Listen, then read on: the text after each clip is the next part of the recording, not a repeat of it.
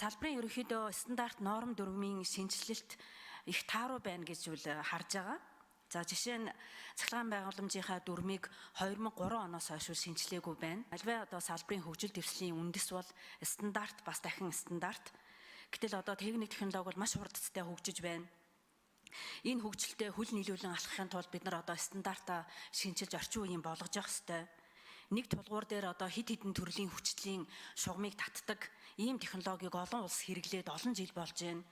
Гэтэл манай салбар одоо ийм шинжилтийг хийдгүү, стандартаа шинжилдэггүй, стандартаа ач холбогдолч өгдөггүй. Тэгэхээр хизээ ийм одоо стандартаа ач холбогдол өгж дэлхийн хөгжилтэй хөл нийлүүлэн алхахдаг болох юм бэ? Эглэцэг гүшүүнээс сүүлийн жилүүд алдагдaltaй явсан учраас норм стандартуудаа шинжилгээ сайжруулчихаар өртгөн нэмэгдээд байсан учраас урд тормоогоор хойд тормоогоо нөхчөөсөн учраас би сүүлийн 2 жил эрчим хүчний сайд гэхдээ нэмэгдүүлэлгүй байжээ. Ямар ч байсан ингээд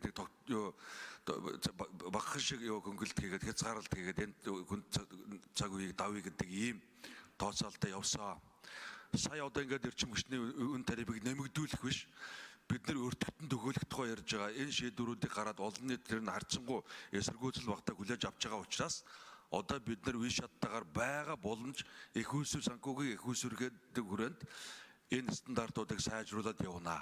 Ингэхгүй бол хөгжингөө орнуудын стандарт авчраас өөрчлөлчих юм бол өртгөн нэмэгдээд бүтээгдэхүүний чинь өртгөн нэмэгдээд хэрэглэгч маань өөрөө бас тийм их айхтар санхүүгийн төлбөрийн чадвар муутай сайнгүй байгаа учраас энэ ийм стандартуудыг бол би болгоомжтой нэмэлж байгаа.